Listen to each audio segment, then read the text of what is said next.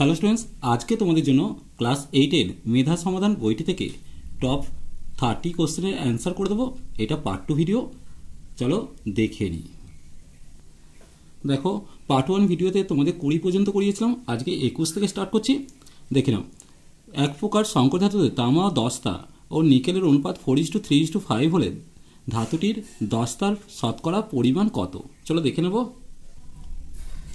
দেখো, অনুপাতটা কত দিয়েছে?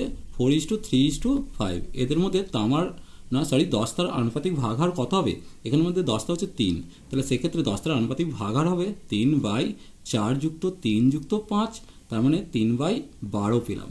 তাহলে শতকরা কত থাকবে না 100 গুণিত 3/12, 3×4 12 আর 4 দিয়ে কেটে 25 পেলাম। তাহলে সেক্ষেত্রে উত্তর এলো 25%, অর্থাৎ দস্তার শতকরা পরিমাণ হচ্ছে 25%। এরপর 2 কোশ্চেন দেখো, কত টাকার 12.5% সমান 80 টাকা? তাহলে আমি ধরেই নিচ্ছি এক্স টাকার 12.5%, তাহলে এক্স টাকার 12.5% সমান হচ্ছে 80 টাকা। তাহলে কত লিখবো? এক্স গুণিত 25/2 গুণিত 100 করবো, কারণ পার্সেন্টেজ তুলছি, সমান দিয়ে 80। তাহলে এখান থেকে আমি এক্স এর মানটা বের করবো। তাহলে 80 গুণিত 2 গুণিত 100/25 করলাম, 25×4 100। এবার গুণটা করে দিচ্ছি, 4×8 32, 32 গুণে 64, তাহলে 64 তার সাথে একটা শূন্য, অর্থাৎ উত্তর হবে 640 টাকা, অর্থাৎ ডি এর উত্তরটা সঠিক হবে। এরপর দেখো 23-এর question, x² plus px plus 12 এই রাশিটির একটি উৎপাদক হচ্ছে x-6 হলে পি এর মান চেয়েছে। তাহলে প্রথমে আমি ওইটার উৎপাদকে বিশ্লেষণ করছি। দেখে নাও, x² প্লাস px প্লাস 12, তাহলে একটা উৎপাদক কত দিয়েছে? x-6। তাহলে আর পি এর মানটা কত হবে? তাহলে প্রথমত আমি যদি এটাকে ভাঙার চেষ্টা করি, তাহলে 12কে আমি কীভাবে তৈরি করতে পারি? 6 আর 2। তাহলে x² এটাকে কত করব? 6 আর 2-এ কনভার্ট করলে, দেখো এটাকে যদি আমি এইভাবে না করি, আমি যদি সহজে করি, তাহলে x-6 হচ্ছে একটা উৎপাদক। তাহলে আমি লিখতে পারি x এর মান হচ্ছে 6। তাহলে এখানে আমি x এর মানটা বসাবো। x এর মানটা বসালে কত হচ্ছে দেখে নাও, 6² প্লাস p গুণিত 6 প্লাস 12 সমান 0 করে দেবো। তাহলে বা দিয়ে কত আসছে? 6² মানে 36 প্লাস 6p প্লাস 12 সমান দিয়ে 0। তাহলে এখানে 6p সমান কত হবে? এই দুটো যোগ করলে প্লাস 48 ছিল, এদিকে এলে -48। তাহলে p সমান কত আসছে? -8 আসছে, অর্থাৎ p এর মান -8 হবে।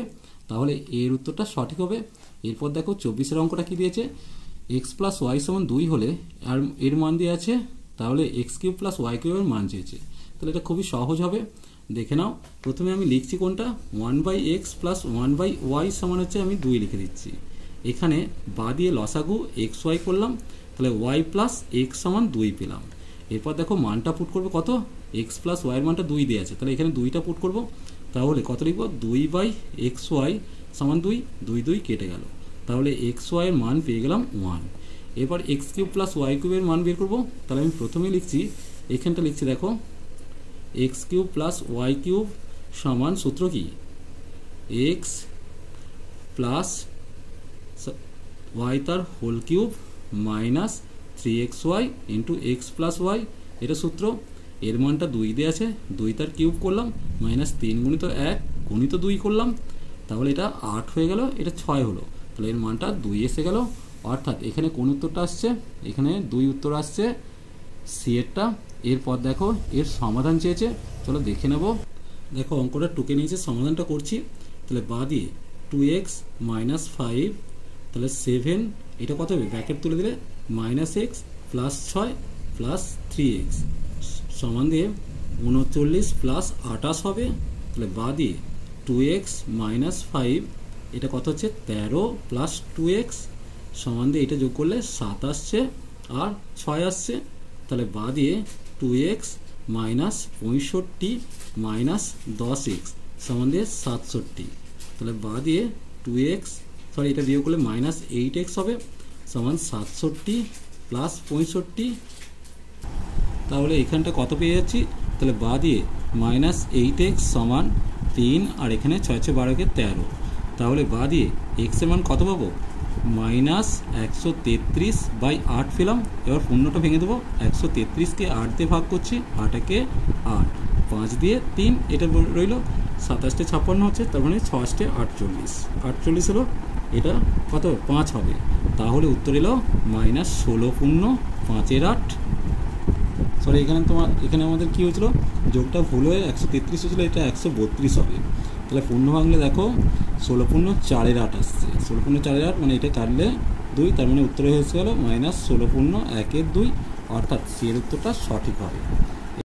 দেখো এরপর 26-এর অঙ্কটা দেখছি, এবিসিডি সামুদ্রিকের এবিসি হচ্ছে 60 ডিগ্রি, এডিসি কোণের মান। চলো ছবিটা এঁকে নিচ্ছি। দেখো এটা একটা এবিসি সামুদ্রিক এঁকেছি, এটা 60 ডিগ্রি হলে এটা হচ্ছে 60 ডিগ্রি হবে, কারণ সামুদ্রিকের বিপরীত কোণ পরস্পর সমান হয়। এরপর 27-এটা দেখো এর মানটা চেয়েছে, চলো এর মানটা দেখে নিই। কী দেওয়া আছে, 4a² - 9b², আর নিচে আছে 2a + 3b। চলো এই মানটা যদি আমি করি, ওপরটা স্কোয়ার মাইনাস বি স্কোয়ার আকারে ভাঙছি, তাহলে 2a + 3b পেলাম, আর 2a - 3b পেলাম, আর নিচেটা 2a + 3b পেলাম। তাহলে এটা কেটে গিয়ে কত পেয়ে গেলাম, 2a - 3b, এটা উত্তর এলো। এরপর 28-টা দেখে নেব, অর্থাৎ এখানে কোন উত্তরটা এলো, উত্তর আসছে এটা। এরপর দেখো ঘনকের আয়তন দিয়েছে, বাহুর দৈর্ঘ্য চেয়েছে, চলো দেখে নেব।